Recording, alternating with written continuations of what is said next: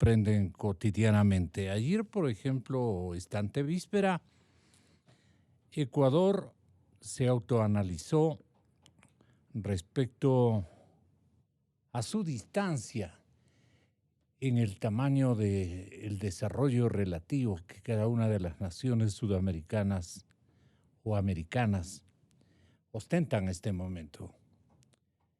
Y como siempre, el impulsador de estos paneles de connotación internacional con gran poder de convocatoria son ustedes,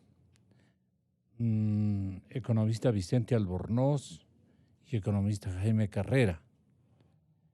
Brillante participación de todos estos colectivos en épocas académicas que requiere un reforzamiento de esa dimensión, porque la mediocridad nos está invadiendo tremendamente y algunos somos sus soldados.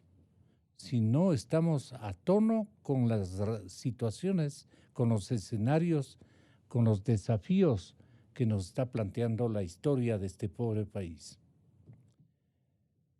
Este país requiere de intelectuales, este país requiere de experiencias y de sabiduría y de prácticas que vayan a reacomodar esta mediocridad que en ocasiones académicamente incluso estamos sustentando. Por eso yo les felicito por esta iniciativa. Dicen que Ecuador, señores oyentes, imagínense ustedes, requerirá de 70 años para parecerse un poquito a Chile. Chile es una sociedad tipo europeo, con dificultades, injusticias, inequidades, malos trazos, porque somos productos de una sociedad latinoamericana que no se ha recuperado, pues no, de algunas esencias que nos dejaron los conquistadores. ¿Y quiénes vinieron? Quienes vinieron es cosa complicada cuando nos ponemos a leer los libros. ¿Qué más podemos leer? Bueno, Ecuador a 70 años del desarrollo lejísimos de Chile. Esto me impactó a mí y por eso me he permitido molestarles. ¿Por qué estamos a 70 años?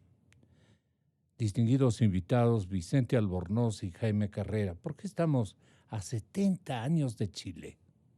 Un país que lo vemos, queremos asemejarnos, pero las élites también no han respondido en la dimensión que debían responder. Me refiero a las ecuatorianas. Ahí están, en silencio, solo buscando, corriendo a los valles y buscando solamente su propio bienestar. Por eso yo pienso que el aparato productivo también debe reaccionar, debe creer en su país y no solamente buscar rentabilidades.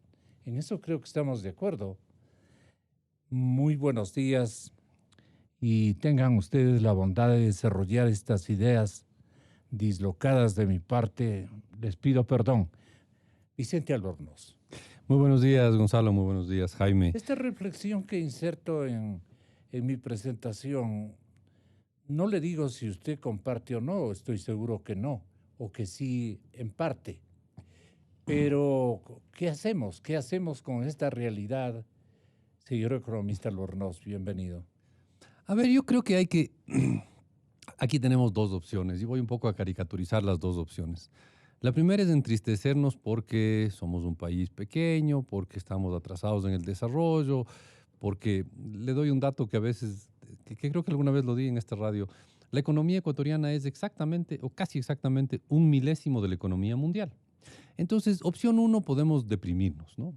Incluso podemos escribir un pasillo triste sobre la tristeza de tener una economía pequeña y decir que todo está perdido. Pero creo que hay una segunda opción. Si es que uno ve el Ecuador como está hoy día, más bien debería llenarse de esperanza porque hay muchísimo por hacer, hay un inmenso potencial. El Ecuador tiene un enorme espacio para crecer, para desarrollarse. Y vea, veamos el lado positivo de estar mal. El lado positivo de estar mal es que hay un espacio de mejoras enorme, enorme, enorme, enorme. Y creo que ese es un reto que tenemos en el país y que tenemos que afrontarlo tal cual. Es decir, hay mucho en lo que el país puede mejorar. Uno pone un buen ministro en el área X, Y o Z y con un par de pinceladas ya mejora muchísimo el ambiente, ¿no? Por ejemplo, uno ve lo que ha hecho el ministro de Educación.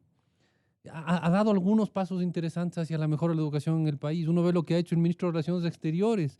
De golpe el Ecuador en el concierto internacional es un país normal, lo cual suena casi a broma, pero no, somos un país normal y eso ya es un avance enorme. Uno ve lo que ha hecho todo el frente económico últimamente, que han tenido que bregar contra corriente, luchar y todo, pero el país ha dado grandes pasos. Entonces, si bien hay muchos problemas, muchas debilidades, muchos temas que nos asustan, si usted quiere, nos duelen, uno ve, justamente hace un rato hablábamos del nuevo Consejo de Participación Ciudadana, estas cosas hasta le deprimen a uno.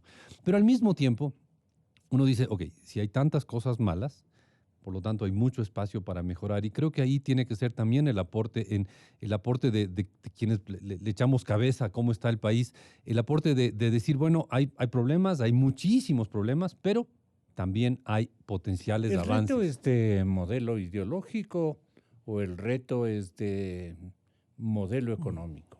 Yo creo que sobre todo ideológico, porque de ahí se derivan las otras cosas. Es decir, si es que seguimos pensando que hay que vivir del petróleo, que hay que confiarse de que el Estado va a resolver todos nuestros problemas, si es que seguimos pensando que eh, no es en base a sangre, sudor y lágrimas que se sale adelante, estamos complicados.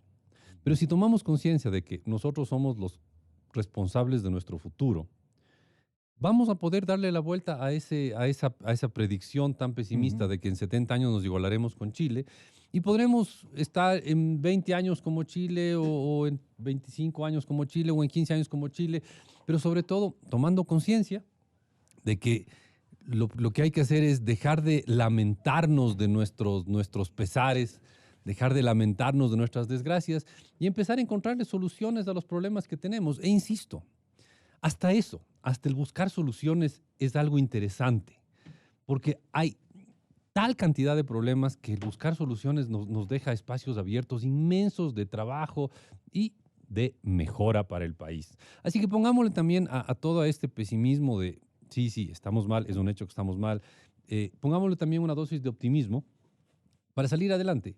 Y vamos viendo cómo convencer al resto del país, y eso es lo clave, convencer al resto del país que lo central está en juntar el hombro y empujar a que vayamos hacia adelante. El Ecuador es un país con inmenso potencial. Entonces, no es populista decir, señores, juntemos el hombro, trabajemos duro y saquemos el país adelante. El país sube en ranking de alianzas público-privadas. Jaime Carrera, me doy un momentito para presentar a un invitado de excepción que está ya en nuestro estudio. Muchas gracias por haber concurrido, como siempre, señor doctor Augusto de la Torre. Y vamos a hablar también de la reforma laboral con usted. Pero fundamentalmente, como que el país sube de ranking de alianza por las alianzas público-estratégicas. ¿En qué dimensión esto es real, Jaime Carrera, economista? Gracias a la invitación, Gonzalo. Un saludo a la audiencia, a Vicente, a Augusto que se incorpora. Antes de eso, yo quisiera topar el tema de Chile, que me parece interesante, si usted me permite. Hay lecciones que Chile le dan al Ecuador y que deberían asimilarse, ¿no? Chile tiene un proceso de concertación desde hace décadas. Y todos los gobiernos de izquierda, de derecha, de cualquier segmento o tinte ideológico, siguen inevitablemente los mismos lineamientos de política económica y que deben ser son la base de progreso de los países, ¿no? Vea usted Chile. Chile tiene cuentas públicas casi equilibradas. El Ecuador tiene una lucha por bajar su déficit. Chile exporta, o el año anterior exportó 75.000 millones de dólares. El Ecuador exportó algo más de 21.000 millones, con poblaciones similares, ¿no? La inversión extranjera directa de Chile el año anterior fue 8.400 millones de dólares, la de Ecuador 1.400 millones de dólares. La deuda PIB de Chile, la deuda neta es menos del 20%, la del Ecuador, la deuda PIB es más del 50%. Chile tiene acuerdos comerciales por todo lado, el Ecuador tiene muy pocos. Entonces, en Chile se entendió que hay que tener economías sólidas, sanas, cuentas públicas sanas, venderle más al mundo, atraer inversión extranjera directa, exportar cada vez más. Esos son los parámetros que les llevan a los países a ser mejores, ¿no? Chile es mucho más productivo y competitivo que el Ecuador. En Chile el salario mínimo vital es $430, con un PIB per cápita 3 veces el del Ecuador. En el Ecuador el mínimo vital es $394, con un ingreso por habitante casi la tercera parte de Chile. Entonces, en los parámetros de progreso de los países, Gonzalo, casi no hay mucho que discutir. Son las sociedades las que no entienden que hay líneas básicas para progresar. Y Chile es un buen ejemplo. Usted citó que el Ecuador podría necesitar 70 años si casi no crece o está estancado para llegar al nivel de Chile. Este momento el Ecuador tiene un PIB per cápita de $6.300, que es el mismo de 2014. Si el Ecuador creciese a una tasa del 1% hasta el 2007, que sería el fin del próximo gobierno, tendríamos un PIB per cápita de $6.500. A ese ritmo, sin duda que el Ecuador va a necesitar 70 años, y en ese seminario se decía que para alcanzar al país de menos desarrollo de la Unión Europea se necesitaría más de 100 años a este ritmo. ¿Y por es qué cierto estamos eso. rezagados 70 años? Estamos rezagados porque todo es producto de nuestra sociedad, ¿no? Una sociedad que no ha entendido. No son de sus élites productivas, no son de sus la dirección intelectuales. Vea, Gonzalo, el Ecuador amanece y anochece los últimos 50 años al ritmo del petróleo. El énfasis del esferográfico lo dejamos a un lado. Y el Ecuador no ha sido capaz en medio siglo, de desarraigarse del petróleo y de encontrar una vía de desarrollo por su propio esfuerzo, por su producción, por su competitividad. Vea usted los ciclos de los últimos 50 años. 70 boom petrolero, desajustes económicos. 80 y 90 luchando por hallar estabilidad económica y fiscal, crecimiento de menos del 2%, crisis 99. 2000 en adelante, nuevo boom petrolero, medio se recompuso el Ecuador, luego se descompuso en la última década y hoy estamos en otro ciclo abajo. Ese ha sido el país. Entonces el país no ha sido capaz de encontrar, y sus élites dirigentes, sin duda, políticas, económicas, sociales, no ha sido capaz de tener una visión de largo plazo para conducir al país. Vea usted China, en el 78 cambió su modelo de desarrollo y hoy lo que es China, ¿no? España, luego de la dictadura de Franco, con el pacto de la Moncloa, se unió a la Unión Europea y ve ahora lo que es España. Chile mismo, después de Pinochet, con la concertación, bueno, es el país el que no ha tenido las élites políticas, sociales, laborales, para tener una visión de largo plazo y para encauzar al país de otra manera. Ahora, recuperar todo esto, evidentemente, va a llevar muchos años. Si el Ecuador no crece al menos a una tasa anual del 5% durante muchos años, no va a ser capaz de progresar y de acortar las brechas de desarrollo con el resto de países del mundo, ¿no? Esa es la realidad del país, Gonzalo. El aumento del gasto público destaca el análisis de Augusto de la Torre, a quien saludamos siempre con afecto y con orgullo de tenerlo acá, en mi caso, de compartir con ustedes también, porque pertenecen ustedes a una generación de intelectuales igualmente muy preocupados y actualizados en resaltar la conflictividad ecuatoriana. Augusto de la Torre, economista en jefe del Banco Mundial para América Latina. Eso nomás fue Augusto, apenas. Afirmó que en los últimos años fuimos campeones mundiales en aumento del gasto público, campeones mundiales.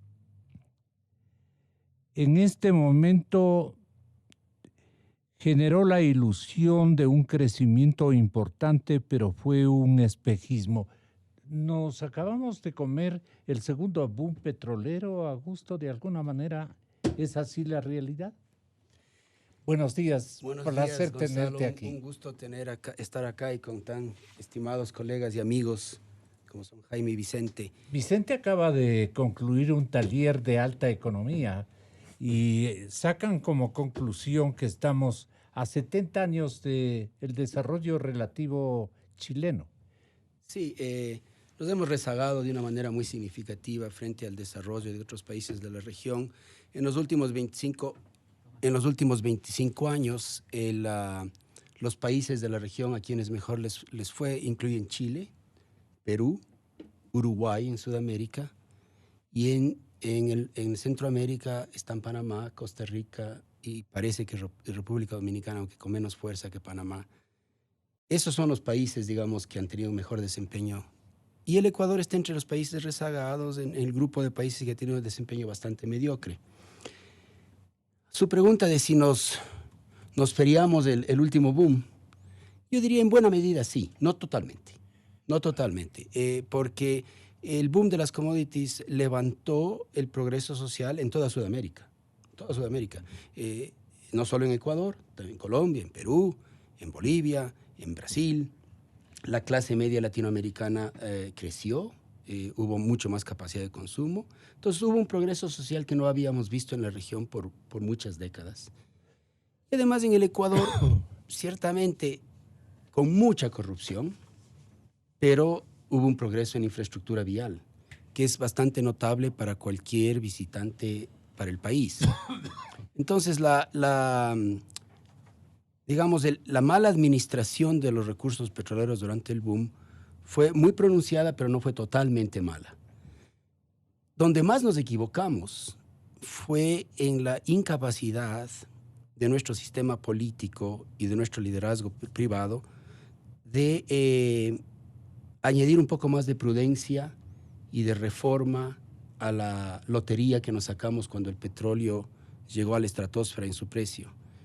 Y parte de ese desmande se lo ve en el inusualmente grande, yo diría completamente atípico, crecimiento del gasto del sector público.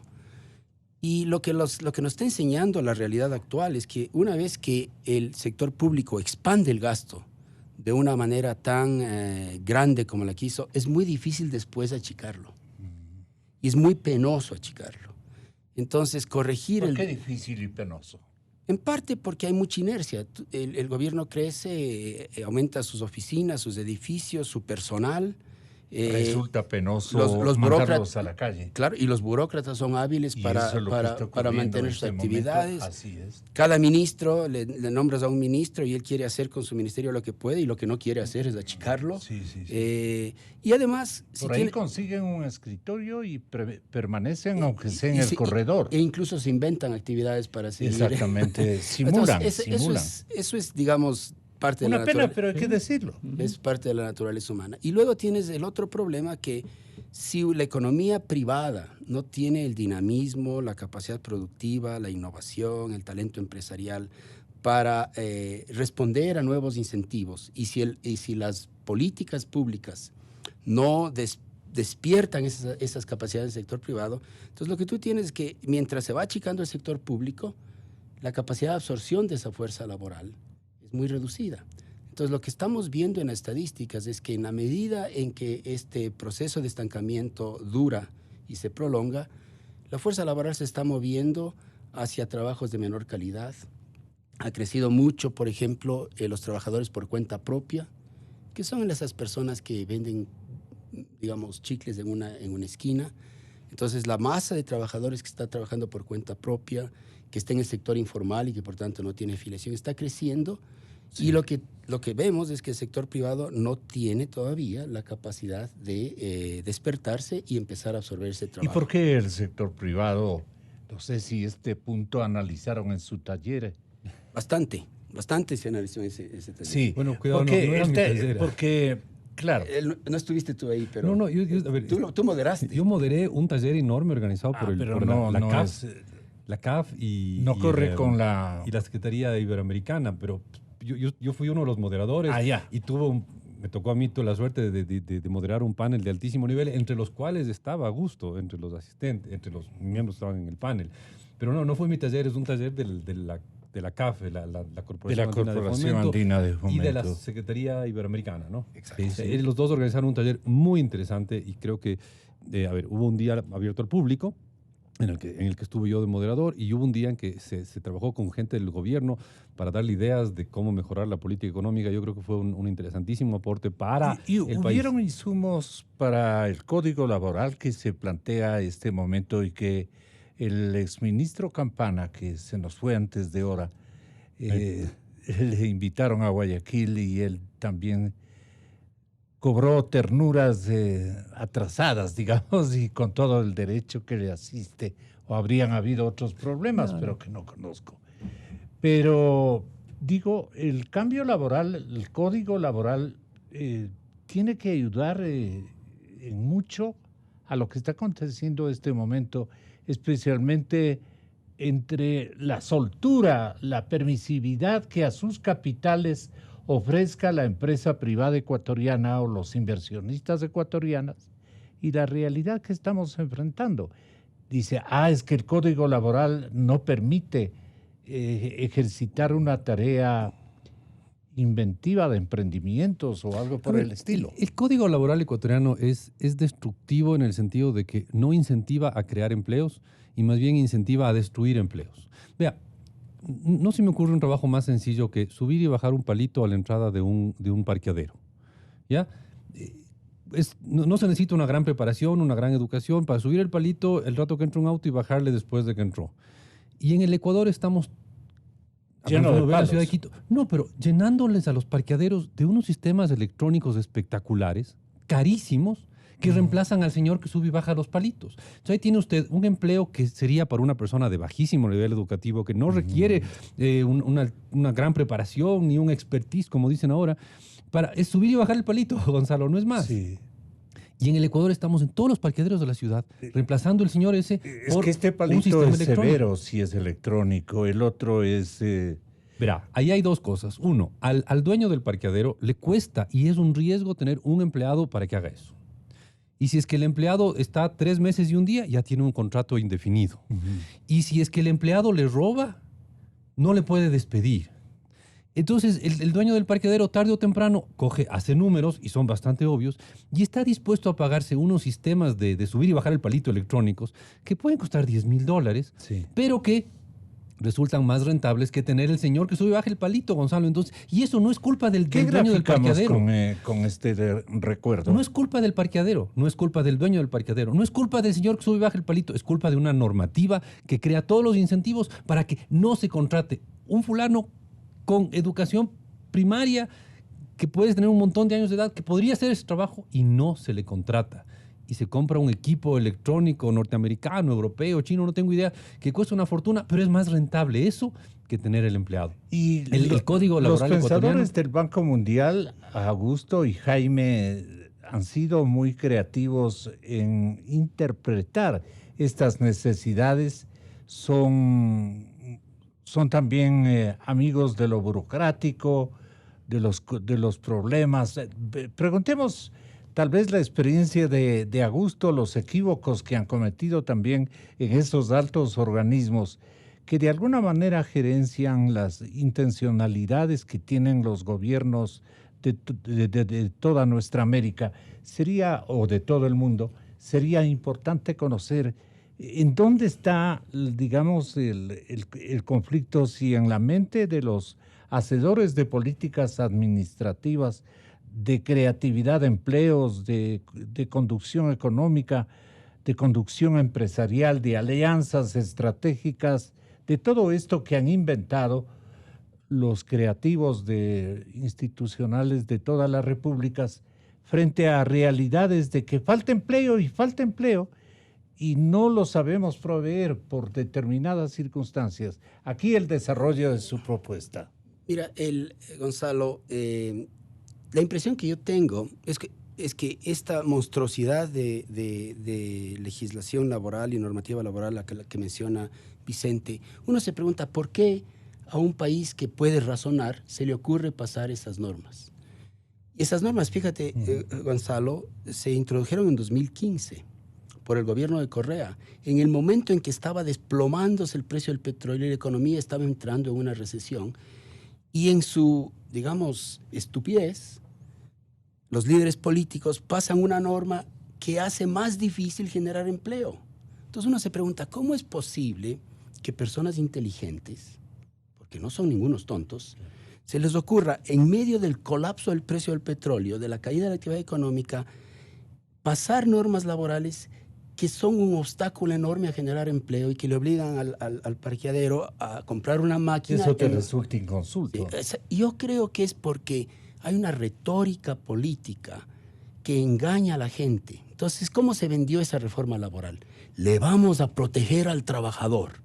Entonces, le vamos a obligar a que cualquier contrato que pase de 3 meses se vuelva indefinido, que no se le pueda despedir al trabajador. Entonces, tú le pones al empresario esa carga que hace tan costoso despedir del trabajador, que como resultado el empresario no contrata nuevos empleos. Mejor Entonces, mi plata está... Se dañó el equilibrio y se crearon incentivos Mejor mi plata está en el exterior, ¿no? O no creo empleo. No creo empleo, pongo mi plata en el exterior o me compro una máquina. En un país que está con el 60% de la fuerza laboral con trabajos precarios. O sea, 6 de cada 10 trabajadores ecuatorianos está en la precariedad. Pero cuando se pasó esa norma en el 2015, el discurso político era: vamos a evitar la precarización del trabajo. Y lo que resultó es una expansión enorme del sector informal, de los cuentapropistas que son empleados con trabajo precario. Entonces, ¿cómo es posible que logremos engañarle a la población con un discurso que suena bien? Le estamos protegiendo al trabajador. Entonces, aquí tienes un fenómeno social que es muy importante, que nadie habla y le representa al informal y al que está, con trabajos inadecuados. Esas personas, que son la mayoría de los ecuatorianos, no tienen ningún asambleísta que les represente. Los asambleístas o hablan en favor del sindicato o hablan en favor del empresario. Pero a ellos no les eligieron ni los empresarios ni los sindicatos, les eligió el pueblo. Entonces, me parece que hay un problema, digamos, de incapacidad de pensar con un poquito más ampliamente y decidir, a ver, ¿qué sería razonable tener para que el empleo formal crezca, para que la actividad privada se anime a emplear en lugar de a comprar máquinas, para que el empleador no solo se anime a emplear, sino que cuando emplee se anime a invertir en sus trabajadores? Y entonces para eso necesitamos una reforma laboral. Claro. Una reforma laboral. Y los economistas que han hecho economía laboral y los países que han hecho reformas laborales han aprendido muchas cosas de cómo hacer bien una reforma laboral. La primera cosa que hemos aprendido es que cuando haces tú una reforma laboral, las nuevas normas entran en vigencia solo para los nuevos contratos, con lo cual apaciguas un poco y tranquilizas a la población, porque las personas que tienen contratos ya vigentes no pierden ningún derecho. Entonces la reforma laboral se aplica de aquí en adelante, pero ya te abre un espacio. Necesitas que la reforma laboral permita contratar con más libertad en distintas condiciones dependiendo de las necesidades de la empresa y las preferencias de la gente. Entonces piensa tú, por ejemplo, en una madre joven con niños pequeños. Esa mujer posiblemente quiere trabajar a tiempo parcial, pero la legislación laboral en el Ecuador no permite fácilmente escribir contratos a tiempo parcial. Piensa tú en estudiante universitario que necesita complementar los recursos de su familia y quiere trabajar los fines de semana por horas. En un restaurante que hace eventos los sábados y que necesita trabajadores por horas. Es muy difícil abrir un contrato por horas en el Ecuador. No sé por qué. Se le ocurrió a los asambleístas que para proteger al trabajador no se puede hacer contratos por hora y resulta que como resultado de eso no tienes empleo. Piensa tú en un cafetalero que necesita usar trabajadores en la cosecha durante ciertos meses, pero no todo el año. Es casi imposible en el Ecuador escribir un contrato estacional. Si no es una estabilidad. Tenemos una locura. Y creo que la razón, la clave, y con esto quiero terminar, es que vivimos en unas economías en las que las empresas nacen, crecen, algunas se achican, algunas cambian, tienen que reconfigurarse, los trabajadores tienen que mudarse de un empleo a otro. Entonces necesitamos pensar en una legislación laboral que le proteja al trabajador en su movilidad. Pero lo que tenemos ahora es un montón de legislaciones que tratan de proteger el puesto de trabajo y amarrarle al trabajador ahí, con lo cual se impide la generación de empleo. Entonces, obviamente necesitamos regulación del mercado laboral, necesitamos una protección digna, equitativa del trabajador, pero tenemos que pensar en maneras de proteger al trabajador en su movilidad, para que el trabajador pueda cambiar de un trabajo a otro sin caerse al precipicio, para que las empresas puedan responder rápidamente y reconfigurarse, y en ese proceso se genere empleo, y ese 60% de ecuatorianos que están en la precariedad puedan empezar a ingresar a trabajos formales. Pero ahí tienes una locura social. Se nos ocurrió en el 2015 pasar una legislación laboral que nos ha dejado en una situación pésima. Yo te puedo decir con confianza que si no hacemos una buena reforma laboral, bien hecha, profunda, no tentativa, no hacía entre gallos y medianoche, si no hacemos una buena reforma laboral, vamos a tener un estancamiento económico por 5 años. Híjole. Yo te garantizo. Entonces, si queremos que la economía privada empiece a responder... El estancamiento que estamos sí, inaugurando eso nosotros. se va a prolongar por 5 años, por lo menos. Sí. Porque una economía... 5 más. Sí. Por 5 más. Claro, en una economía dolarizada. Como parámetro general, los 5 y los 5 más nosotros. Bueno, tenga la bondad, Jaime Carrera. A ver, Gonzalo. ¿Por qué la elasticidad para el uso del dinero de los que han logrado ahorrar? Tienen el dinero, tienen las ideas, pero se enfrentan a estas dificultades. Más bien prefieren mantener el dinero a buen recaudo, ganando rentabilidades menos onerosas en términos de conflictos laborales y todo lo demás. Es que así sí, parece que reaccionan los dueños pero, del Gonzalo, capital. Si no hay los incentivos adecuados y el clima adecuado para invertir, nadie va a invertir. Así es. Porque el que invierte cuida sus ahorros, cuida su patrimonio, cuida su empresa y tiene que tener seguridades para invertir. Esta es una economía dolarizada, Gonzalo. Yeah. Y para que la economía sea dinámica, tenemos que crecer hacia afuera, tenemos que exportar. No hay manera. Tendríamos que tener un Ecuador exportador. Pero el Ecuador es un país caro, con costos laborales caros. Eso le ha restado competitividad al aparato productivo. Y nosotros, para ser mejores y exportar más, tenemos que ser mejores que el resto de países. Y le voy a poner un ejemplo. En Colombia, hace unos días, los banqueros organizaron un seminario y le invitaron a un ex premio Nobel de Economía para tratar estos temas. Exactamente. Y este señor les dijo, ustedes tienen un salario mínimo vital que ha crecido por encima de la productividad de Colombia durante los últimos años. ¿Y sabe cuál es el salario mínimo vital de Colombia? $250. Y el del Ecuador es $394. En Colombia se dice que el salario mínimo vital ha crecido por encima de la productividad. Y la consecuencia de esto es que Colombia por eso se ha vuelto menos competitiva. Y el consejo del premio Nobel es que en el futuro se acoplen los salarios mínimos o los salarios en general a la productividad de los trabajadores del país, que es lo correcto, ¿no?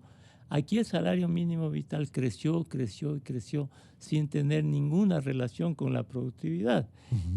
Mire usted lo que significa para el Ecuador. Un país como Colombia, que es más adelantado que el nuestro, sin ninguna duda, está hablando de mejorar su productividad y competitividad. El Ecuador, que tiene un salario mínimo vital casi el doble de Colombia, tendría que hacer esfuerzos mucho más grandes para lograr una mejor productividad y competitividad, para superar a Colombia, para superar a Perú, para superar a Chile. Entonces, mire las brechas como se han agigantado. En Colombia están hablando lo que ustedes acaban de hablar hace un momento, de a lo mejor hacer los contratos por horas. Están hablando en Colombia, ¿no? Lo que quiero decirle, Gonzalo, es que mientras nosotros damos un paso o queremos dar un paso adelante en productividad, en competitividad, en mejora de los fundamentos económicos, otros países, no de Europa, los países vecinos, eso ya lo dan por hecho y están dando pasos más adelantados que el nuestro. Entonces, si nosotros queremos al menos alcanzar a los países vecinos, tendríamos que caminar mucho más rápido en reformas que esos países. Y aún así esos países van adelantando mucho más.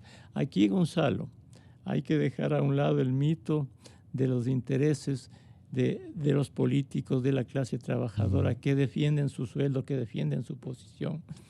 Otra reflexión que se hace en Colombia es que el costo de la formalidad es tan elevado que provoca la informalidad. Y eso es cierto.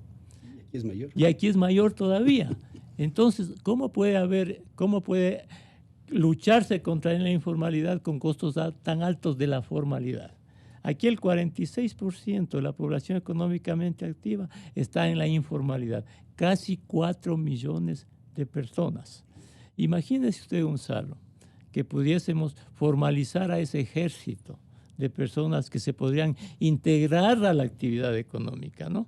Y hay un detalle adicional. Si se compara la productividad laboral del sector informal del Ecuador con la productividad laboral del sector informal de Estados Unidos, la productividad laboral del Ecuador es casi el 50% menor de la de Estados Unidos. Y mucho crecimiento del país. Se dice que, según estudios de la misma CAF, que el 90% del retraso en productividad se explica por la baja productividad del sector informal. Es decir, que si a ese sector informal logramos formalizarlo, ¿sí?, y logramos que se inserte a las cadenas productivas, el Ecuador puede desarrollarse de manera importante, ¿no? Gonzalo, si me permites, Claro, Augusto. Ahí se pueden hacer propuestas que son, yo pienso... ¿Cómo premian la productividad? Pero, por ejemplo, en el primer mundo, ¿cómo premian la productividad? Tomemos el caso del salario mínimo. Tal como dice Jaime, el salario mínimo en el Ecuador impide la formalización. Porque una pequeña empresa que recién nace, que quiere empezar con sus negocios, quiere contratar gente, se topa con que tiene que empezar pagando 394 dólares por mes y no le da a la empresa. Entonces la empresa no crece o no se crea o no se expande. ¿Cómo se defiende la empresa en esos escenarios?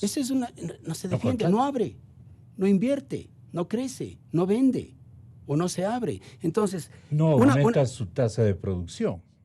No puede, porque tiene que emplear para aumentar la tasa de producción, pero el costo de emplear a ese salario mínimo no le cubre los... Pero es que tiene demanda. ¿Cómo no poder compensar con un ejercicio? Es que ahorita el problema es que la demanda interna está achicándose porque el gobierno está achicándose. Entonces, la empresa que quiere crecer no le queda otro remedio que vender a los extranjeros. Entonces, fíjese, ¿qué se podría hacer ahí? Pensemos en propuestas específicas. Yo sugeriría que, como en otros países, introduzcamos por lo menos 2 o 3 nuevos salarios mínimos mucho más bajos que permitan contratar a la gente del sector informal. Por ejemplo, yo incluiría un salario mínimo mucho más bajo para los jóvenes que entran por primera vez a la fuerza laboral.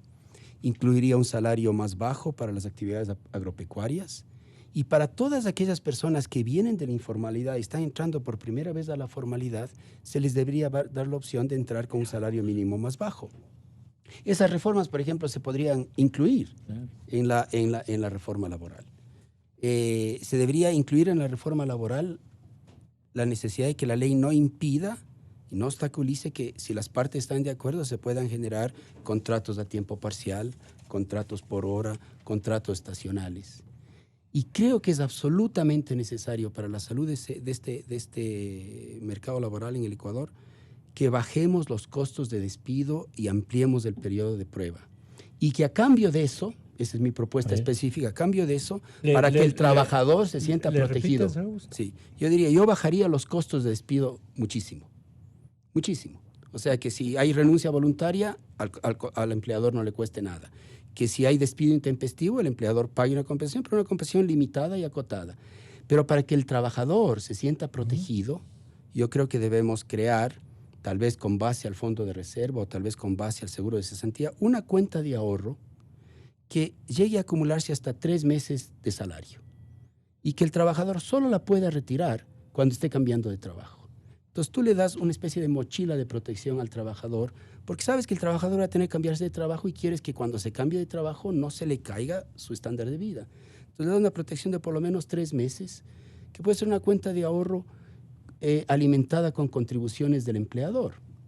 Pero el punto es que con ese régimen, tú verías que empresas pequeñas o empresas que quieren expandirse estarían mucho más dispuestas a emplear, se sentirían mucho más cómodas para emplear, y los trabajadores con ese tipo de régimen harían mucho más esfuerzos para ser productivos, porque saben que si no son productivos, pierden su empleo. Así es. Y los empleadores harían mucho más esfuerzos para entrenar a sus trabajadores porque saben que si no les entrenan y no les retienen, el trabajador se puede ir a otro lado porque van a haber otras empresas creando empleo. Entonces necesitamos pensar en el empleo. Necesitamos superar estos mitos que teníamos de que hay que proteger el puesto de trabajo y pensar cómo generamos buen hablemos de empleo. las conquistas laborales, que es otro eslogan que Es refuerza, digamos. Es parte de la mitología de los años 50 y 60 en donde sí era verdad. Pero- porque, Pero claro, el sector laboral ha vivido de sus conquistas. Nadie le ha dado haciendo, nadie le ha ofrecido pero son las conquistas de como unos un estímulo Pero, lo que pero tú mira, le estás Gonzalo, planteando. claro, son conquistas de una minoría de trabajadores. Los que tienen esa protección, los dirigentes que... los sindicatos y los que están ya formalizados, pero Sí, piensen sí. en esta masa de 4 o 5 millones de ecuatorianos que no tienen trabajo formal. Para ellos las conquistas laborales no implican nada. Ellos están desprotegidos y con una situación precaria. Si queremos conquistas laborales, pensemos en ellos, no en esa minoría de privilegiados que ya tiene trabajo formal. Ya. ¿Y cree que nuestra propuesta de reforma laboral encierra un beneficio tanto para los trabajadores como para los empleadores? Sin duda. A ver, yo creo que aquí sí vale la pena hacer una pausa y ver qué estarán diciendo de nosotros ahorita. O sea, en la irracionalidad de la lógica política del Ecuador, seguro que habrá alguien que está oyendo esta radio en este momento y está diciendo qué horror, qué crueles y malvados, qué malos. Malos no de mediocres, tal vez también. Malos no de mediocres, sino de malvados, ¿no? Qué malvados esos economistas de La Torre, Carrera y Albornoz, que lo que quieren es que se precarice el trabajo en el Ecuador. Palabrita del siglo XIX, lo de precarización, ¿ya? Y claro, si uno vende bonito ese discurso populista, puede haber gente que se lo crea, ¿no? Puede haber gente que se crea que en realidad lo que queremos, los que estamos hablando aquí, es que se haga un daño a los trabajadores del país. Pero el gran beneficiario de facilitar la creación de empleo es todo aquel que no tiene empleo. Y yo creo que si bien el INEC hace los cálculos correctamente, hay más gente que podría trabajar. Porque hay mucha gente que ya botó la toalla, ya no busca trabajo. Y entonces, el rato que se hacen las encuestas, ya no cuenta como desempleado. El desempleado es el que está buscando trabajo. Entonces uno le pregunta, ¿usted buscó trabajo la semana pasada? No, ya, ¿para qué? No cuenta como desempleado siquiera, ya cuenta como población económicamente inactiva. Entonces, yo no creo que son 4 millones, sino bastante más la gente que podría trabajar y no está trabajando en el país. Pero claro, para eso se necesita cambiar muchísimo la lógica. Y mucho de la lógica que hay que cambiar es esa lógica de qué horror, qué malvados quieren. Vea, hace poco tuve yo un debate en televisión con un ex jerarca del anterior régimen y decía, sí, lo que tú quieres es que tus hijos no tengan un empleo digno. Él decía, no tiene nada que ver. Al contrario, sí quiero que tengan un empleo digno, pero la manera que tengan un empleo digno es que haya muchos empleos. Y vea, hay que entender una lógica básica de las empresas. ¿Por qué contrata una empresa a un empleado? Por la simple y sencilla razón de que ese empleado va a producir más de lo que le pagan. Así de sencillo. El señor me produce 500, yo le pago 400, le contrato. Por eso hablaba yo del premio al... Exacto. Ahora, el problema es que si el señor me cuesta 400 y me produce 300, hay dos opciones. O no le contrato, o le contrato en negro, en informal, indirecto. Terrible. ¿Ya? Entonces, si yo tengo una población que no es especialmente productiva, Y por eso una es lo que estructura ocurre, ¿no? Claro, eso es el problema. Entonces, finalmente, no le contrato. Y si además, digamos que me produce un poco más de lo que me cuesta 400 y me produce 420. Pucha, pero hay el riesgo del juicio de aquí, del juicio laboral de allá, el costo de despido de aquí, el costo de allá. Todo eso, al final, si bien me puede producir un poco más de lo que me cuesta, posiblemente por los riesgos que implica contratarle, no le contrato. Entonces, ahí tenemos un país que tiene que tomar conciencia que la manera de progresar es produciendo y que producir solo se logra cuando hay más gente metida en el proceso productivo y que la manera de meter más gente al proceso productivo es facilitar la creación de empleo. Entonces, si no tenemos claro ese simple encadenamiento de hechos, ¿no? Y no se puede Efecto eso causa, efecto reemplazar causa. con una flexibilización de los turnos laborales. Todo eso puede aportar. Pero vea, Con eso se solucionaría todo. Se Yo puede- necesito un trabajador de 4 horas. Sí, claro, Pero- pero te necesitas que la legislación laboral te permita que no se... O sea, tenemos una legislación laboral que quiere determinarte las condiciones de cada contrato. Cuando la legislación laboral moderna lo que te dice es, las partes pueden contratar libremente Exactamente. por hora, a tiempo fijo, a tiempo parcial, a tiempo estacional, si es que están de acuerdo, y siempre y cuando se cumplan con ciertos estándares mínimos de dignidad y de protección. Que haya higiene en el trabajo, que los riesgos de trabajo estén manejados, que no haya discriminación por género o por raza. Las normas laborales típicamente deben orientarse a dar ese piso de dignidad, pero no meterse a micromanejar cada contrato. Pero nosotros tenemos en nuestro país la tendencia a que creemos que la ley tiene que meterse en los detalles de cada contrato. Claro. Pero es que la jornada es como una especie de elemento sagrado, digamos, para el sector laboral. Vea, pero- ¿Ahí qué opina? Pero hay cosas como Economista Manta. Barreras. Manta es un puerto pesquero con una importantísima actividad pesquera. Y resulta que el rato en que llega un barco lleno de pescados, se necesita un montón de mano de obra para limpiar ese pescado en cuestión de 2 días. Y después no se necesita mano de obra. Y después vuelve otro barco y se necesita otro montón de mano. Pero además eso es impredecible, porque los pescaditos no se dejan atrapar siempre en la misma hora y al mismo tiempo. Entonces, Manta necesita una flexibilidad laboral enorme y podría crear mucho más empleo del que crea si tuviera más flexibilidad laboral.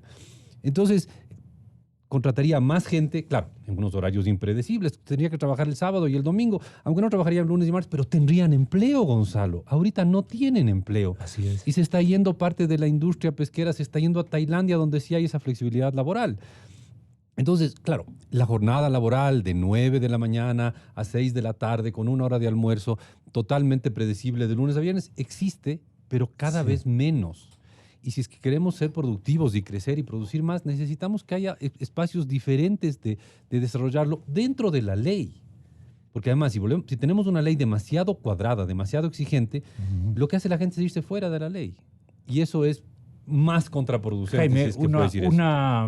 una crónica de interpretación, digamos, de este tema, de parte del diario El Telégrafo, el periódico oficialista ecuatoriano, menciona que Ecuador pasó de la categoría emergente del año 2017 a desarrollado 2 años después, simple y llanamente porque se le ocurrió a alguien.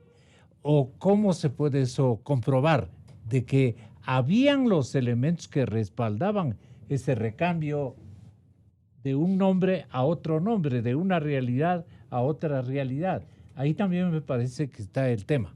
Sí, bueno, ahí ese reporte del Telégrafo se refiere a un ranking de las alianzas públicas privadas de los países, ¿no? Los que han desarrollado mejor manera las alianzas público-privadas y los que no, y que el Ecuador ha tenido algún avance en esa dirección. Aquí hay un aspecto de fondo para esto y para el tema laboral. Si el Ecuador no quiere continuar estancado durante mucho tiempo, tiene que aumentar su tasa de inversión. Esa transición entre un país que dependía de la inversión pública a depender de la inversión privada va a ser complicada. Vea usted que en el año 2014 la tasa de inversión pública era alrededor del 15% del PIB. Al año anterior bajó a menos del 7% y este año será menos del 6% del PIB. Y la inversión privada no ha logrado compensar esa baja de la inversión pública. Los países vecinos o Chile tienen una tasa de inversión privada mucho mayor.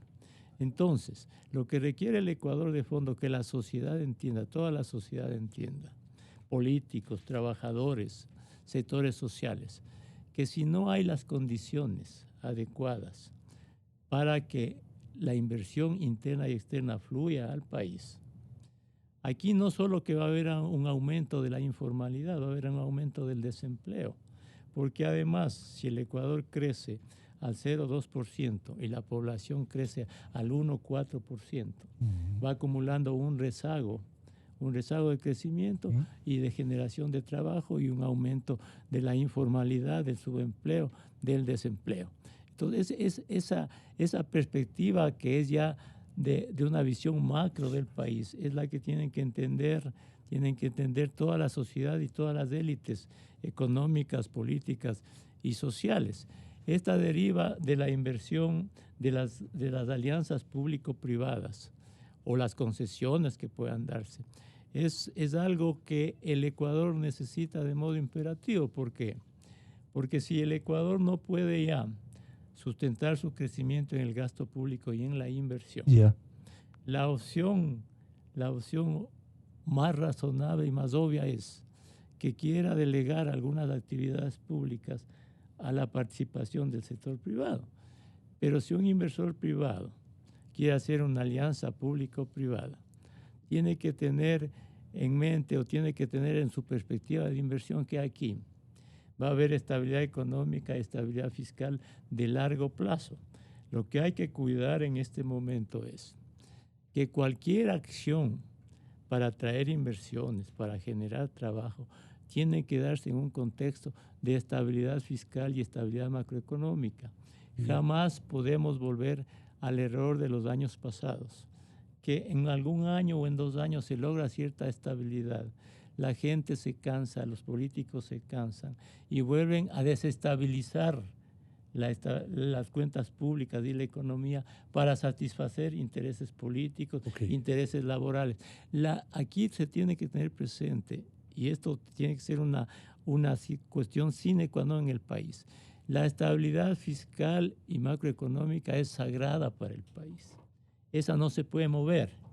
Y sobre esa estabilidad tiene que implementarse una serie de políticas para generar trabajo, para atraer inversión, pero sin dañar esa una estabilidad. cosa, Jaime, en este caso, Augusto, ¿cuáles son las modalidades que predominan en los modelos económicos o de emprendimientos, en los formatos laborales, en los modelos económicos, bien digo, de América Latina?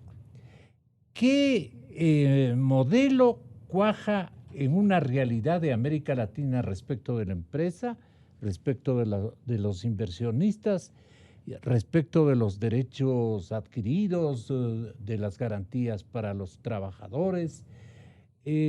¿Cuál es la situación de América Latina a este momento? ¿Qué conquistas son francamente muy respetabilísimas, que no hay como ni siquiera tocarles ni cambiarlas para otro género de estructura que le permita al inversionista una realidad distinta y que pueda poner su dinero con seguridad de que esos gestos laborales van a ser óptimos para la empresa y el emprendimiento?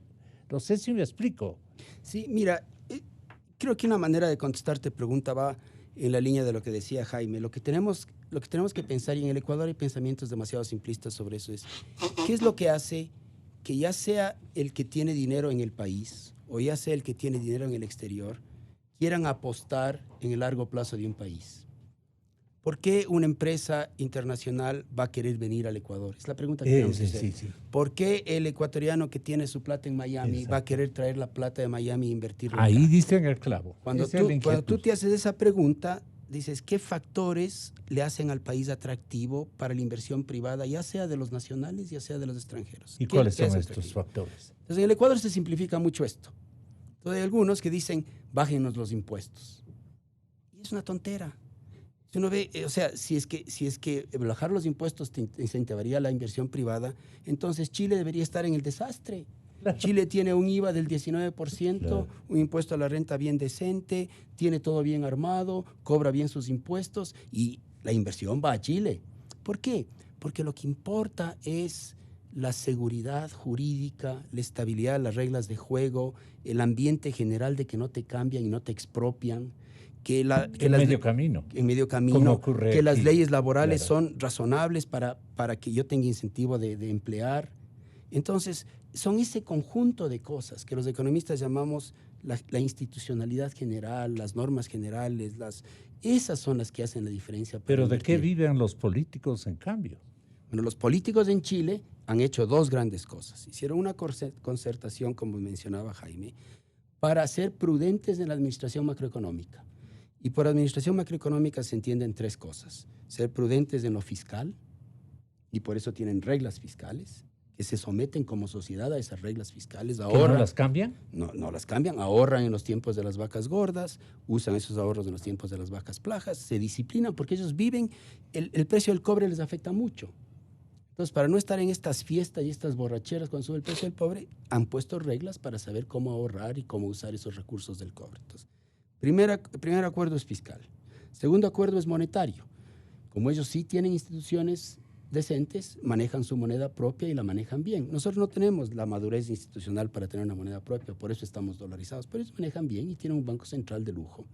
Y tercero, tienen instituciones de regulación bien independientes, bien profesionales para el sector financiero, para el sector corporativo, etc. Entonces tienen un acuerdo nacional de que la administración macrofinanciera va a ser prudente.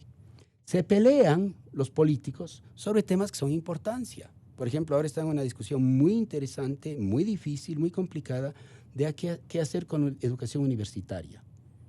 Y hay algunos sectores políticos que quisieran que la educación universitaria sea más como en Europa, que sea una educación gratuita, pero de alta calidad. Y hay otros que dicen, no, yo quiero que la educación universitaria sea un poquito más como en Estados Unidos, donde haya sistemas de becas, pero no sea gratuita, haya parte privada, parte pública, y están engarzados en una discusión muy importante sobre cómo quieren armar su estructura educativa terciaria para el largo plazo.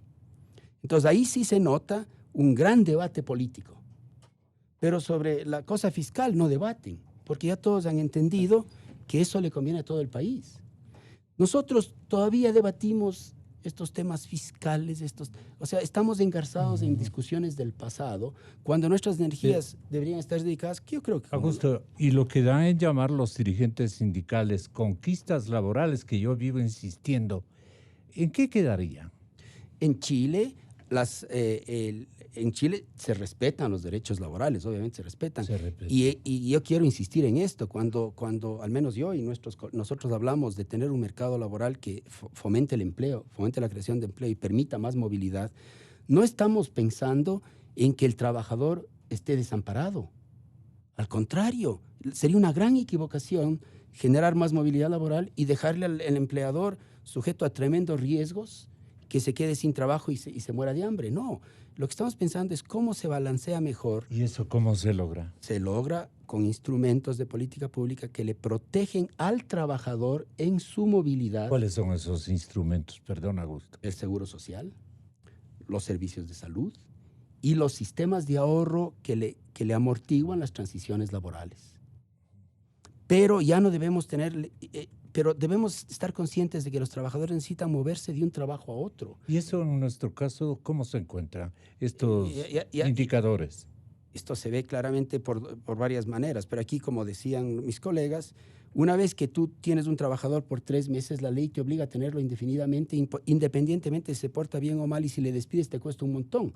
Entonces, esa legislación se hizo para proteger el puesto de trabajo en lugar de protegerle al trabajador en su movilidad. Entonces, los chilenos han ido aprendiendo. Entonces, por ejemplo, obviamente en Chile hay sindicatos, pero los sindicatos se han vuelto más sindicatos por empresa. Entonces, en vez de ser sindicatos sectoriales, los sindicatos discuten la situación de la empresa. Y eso permite, por ejemplo, que empresas que están pasando por momentos difíciles negocian con los sindicatos de sus empresas, negocian reducciones del salario temporales para que la empresa pueda salir y luego hay bonos cuando la empresa sale.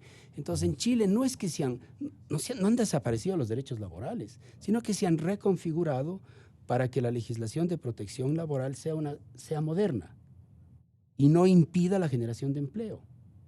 Entonces en Chile han ido entendiendo que cualquier cosa que se haga tiene que facilitar la creación de empleo y no protegerles a unos cuantos privilegiados a costa de un montón de informales. Entonces en Chile la sociedad ha ido entendiendo que es así la vida.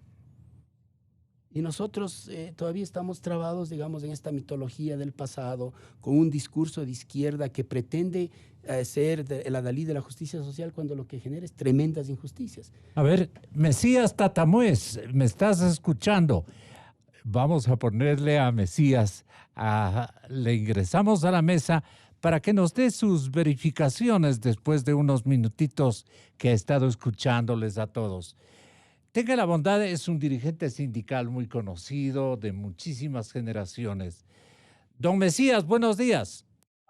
Buenos días, un saludo a todos los panelistas que allá en Quito, yo estoy aquí en Milagro, estamos en un panel discutiendo exactamente lo que acaban de decir, pero yo sí quiero aclarar. Está ñeño mono este momento, así es que suéltese. Exactamente, mire, lo que acaba de decir el economista, yo los conozco a todos, hay una política sistemática en contra de una política laboral.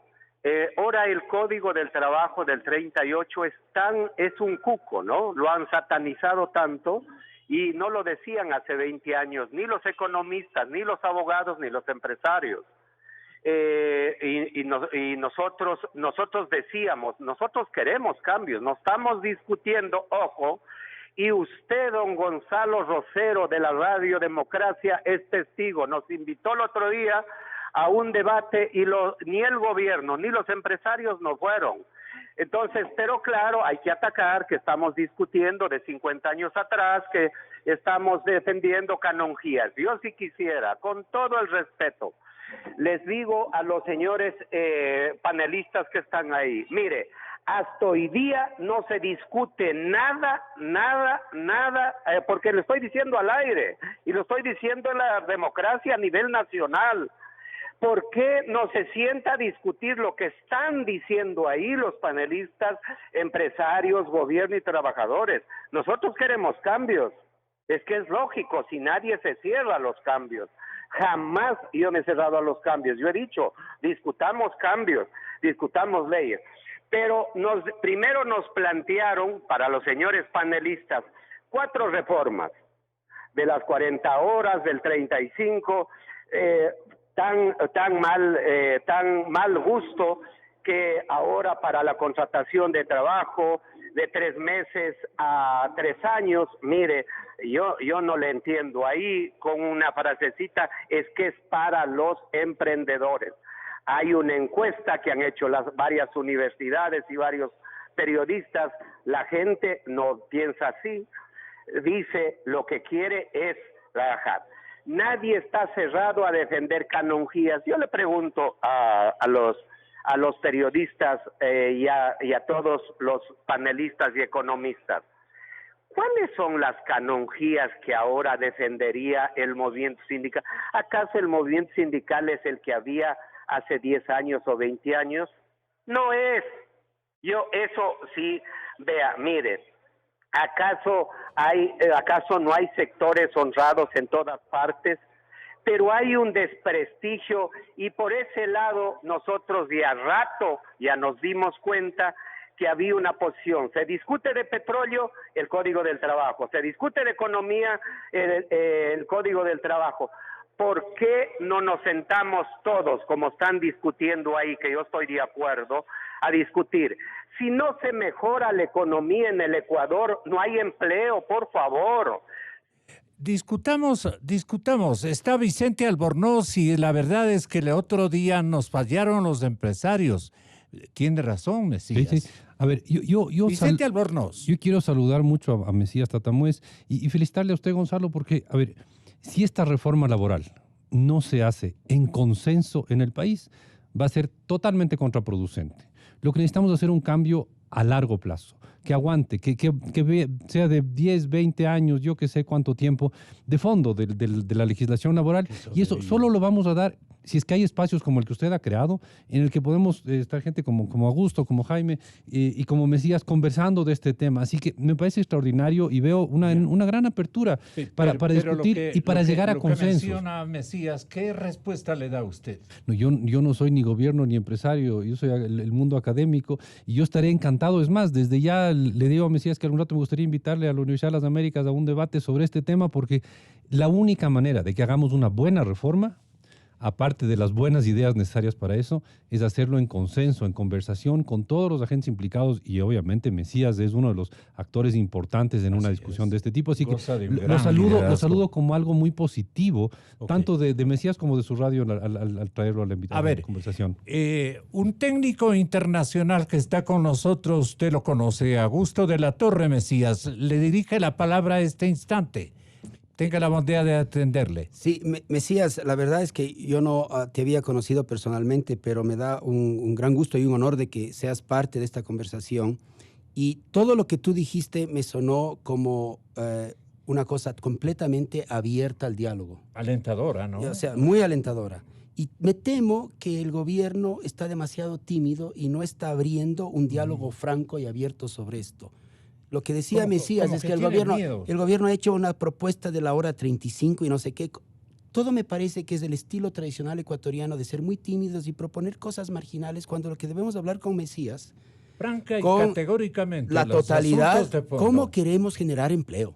Exacto. Mesías está de acuerdo con todos los ecuatorianos que queremos generar empleo y que queremos que el trabajador tenga dignidad y protección decente, pero que la economía funcione y que genere empleo y que los muchachos estos ecuatorianos que fueron a estudiar con becas al exterior... ¿De qué se necesita que se convenza Mesías Tatamoes? No, Mesías está convencido. Lo que me parece es que Mesías tiene una mente mucho más abierta que la timidez que yo a veces siento en el gobierno. Este es el momento para pensar con sentido de país, en el bien común y en la generación de empleo de una economía que vibre y que tenga un mercado laboral sano, en donde se invierte en el capital humano, en donde la fuerza laboral que tenga cada vez más destrezas, en donde se genere empleo formal. Yo creo que Mesías está completamente de acuerdo con ese objetivo, por lo que le oigo. Todos estamos de acuerdo en eso. Entonces, dejemos de lado la timidez y pensemos que un país dolarizado que quiere salir hacia adelante, necesitamos hacer una reforma amplia, profunda, no marginal, no temerosa. Si el gobierno hace cosas tonteritas, aquí una tonterita acá y una tonterita acá, y llama a eso victoria, todos vamos a tener una frustración enorme, porque como resultado de eso la economía va a seguir estancada. Ponga los elementos, Mesías, que hay que discutir. A su juicio, ¿cuáles? Mire, primero por eso entré saludando, porque yo nunca he maltratado a nadie, ni a empresarios ni a no empresarios. Mire, en el mundo tiene que haber empresarios y trabajadores, porque son parte de la economía. Pero mire, para que ustedes conozcan, se dice, los dirigentes sindicales están hablando de 50 años atrás. Yo les pongo un ejemplo. Yo tengo en mis manos, y aquí estoy al frente de varios periodistas de aquí de la costa. Mire, yo tengo las 40 reformas que las presentaron. ¿Cómo puede ser posible? Hay que quitar la jubilación patronal. Primero eso hay que discutir, hay que quitar el derecho a la libertad sindical, hay que quitar el derecho a la huelga. Así por decretos. Ustedes saben, queridos analistas, nada se cría, empleo no se cría con leyes. El gobierno que se fue y este gobierno que es el continuismo, ustedes saben perfectamente lo que ha pasado dentro de esto. Ustedes conocen perfectamente que ha fracasado. Les regaló una ley de fomento y desarrollo. ¿Por qué fracasó? Porque les dio solo a los empleadores. Han tenido tercerización, crearon empleo, no. Todas esas cosas queremos discutir. Para mí, principalmente, vea, don Gonzalo conoce y el periodismo conoce. Nosotros que debe de pelear la pequeña industria y los emprendedores peleando porque se bajen los intereses, ¿qué pequeña industria, qué emprendedores van a resistir en el Ecuador con intereses semejantes altísimos ¿Cómo vamos a resistir? Pregunte, vengo peleando desde que estaba Correa. ¿Usted cree que eso el presidente Lenin quiere tocar eso? Cuando ahí tenemos que apuntar, ahí dentro de eso, porque estamos dolarizados, ustedes están hablando de la dolarización, Colombia, todo. Mire, nosotros no queremos llegar, hemos dicho, no queremos llegar a Venezuela, no queremos llegar, se dio cuenta la marcha del Perú, queremos llegar a esas confrontaciones, no.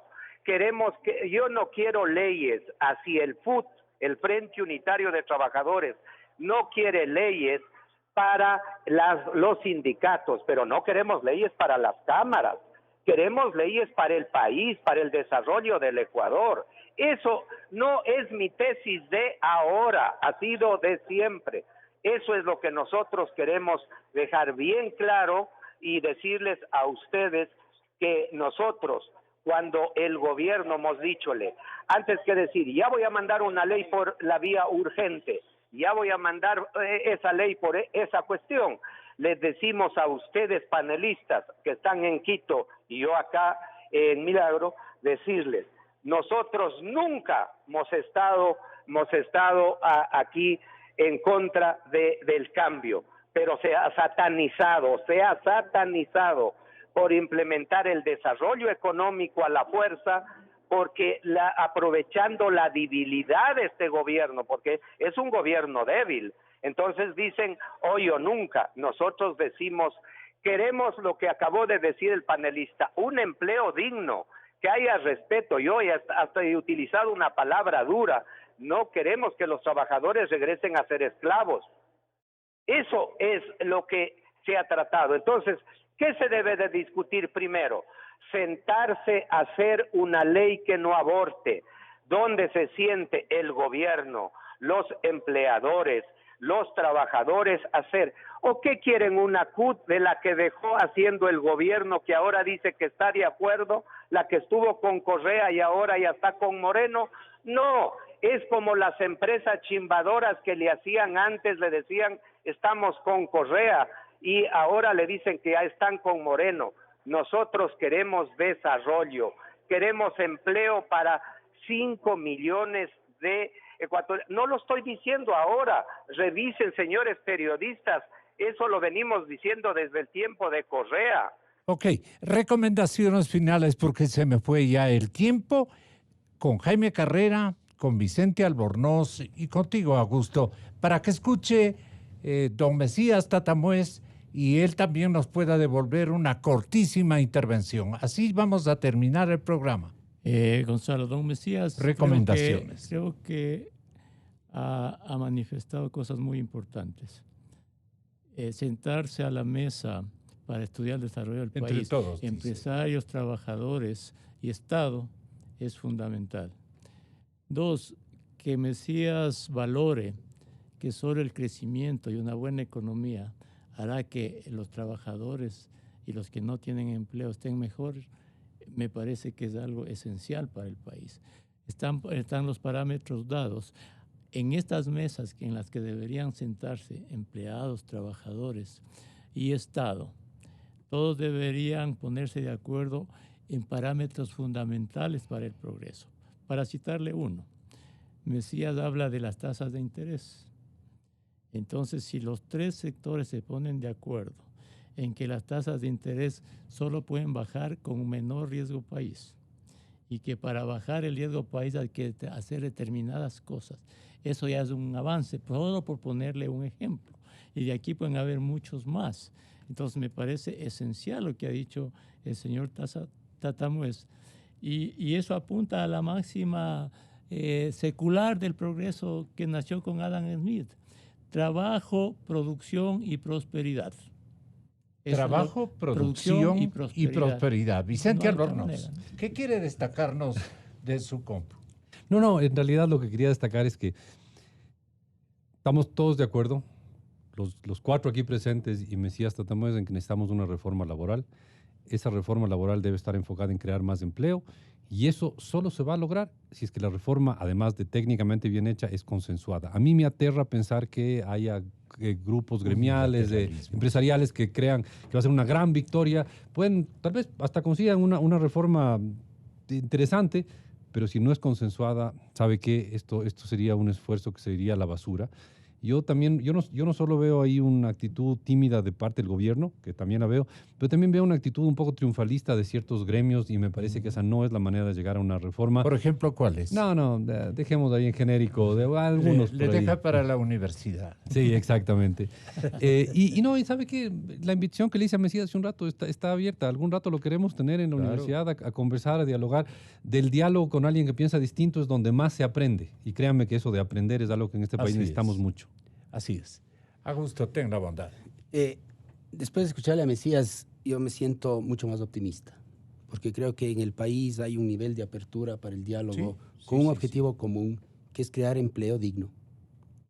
Lo peor que puede pasar es que se pase una serie de reformas parches impulsadas solo por el sector empresarial entre gallos y medianoche, y que se vea esto como una reforma sesgada en favor de los empleadores.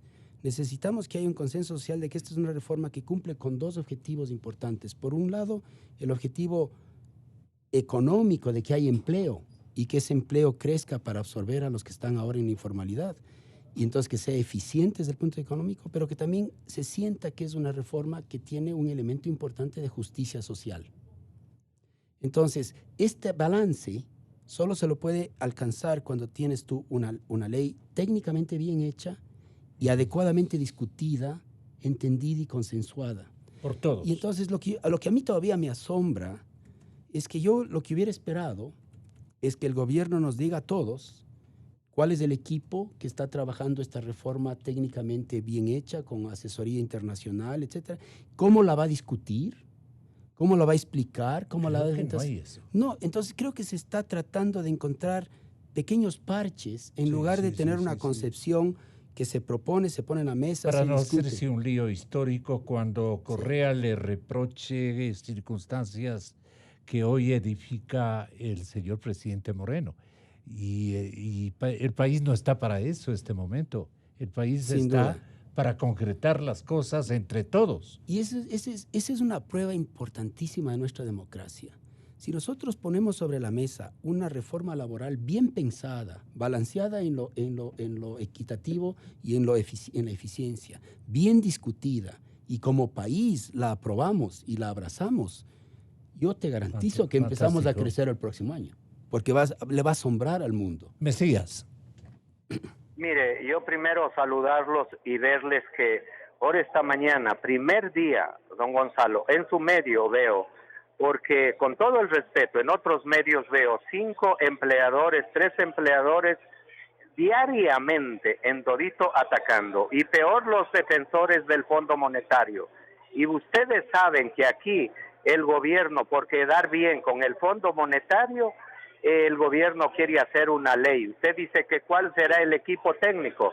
Desgraciadamente, yo sí le puedo decir, lo están haciendo solo la propuesta de los empleadores. Ustedes las tienen, las 40 reformas. Eso, por ejemplo, nunca estuvo en la mente ni del gobierno, ni de nosotros, ni de nadie. Ni de los empleadores. Yo he conversado, porque nunca hay que poner a empleadores a todos en el mismo saco. Me han dicho, mire Mesías, yo ni conozco siquiera esas reformas. Cuando se quiere terminar con todos los derechos de los trabajadores, a mí me parece muy duro dentro de todo ese nivel. Y usted puso ejemplo, le escuché bien lo que pasó en Chile. Todos, tanto cámaras, universidades, todo el mundo tenemos relaciones con todo el mundo, y por la OIT igual. Por eso yo llamo a la unidad. El gobierno debiera de ser el eje central, de centrar a todas las partes en todos los niveles para trabajar con todos y decir, mire, esto es lo que nosotros vamos a hacer. Por eso yo invito a todos los ecuatorianos y al gobierno que las leyes deben de ser consensuadas para que duren para el Ecuador, no para con un gobierno tan débil como el de ahora hacerlo. Y lo primero, tratemos todos los ecuatorianos de mejorar, y ustedes saben, economistas, si no mejoramos la economía, no se mejora nada. Buenos días, Ecuador. Las mejores voces de la verdad. No podemos renunciar a la política expansiva Voces de la verdad. dedicado a la sobrevivencia. Eso dijo. Formar a la clase política. En Exa FM y Democracia. Inicio de espacio promocional y publicitario. Durante 47 años, Banco del Pacífico ha marcado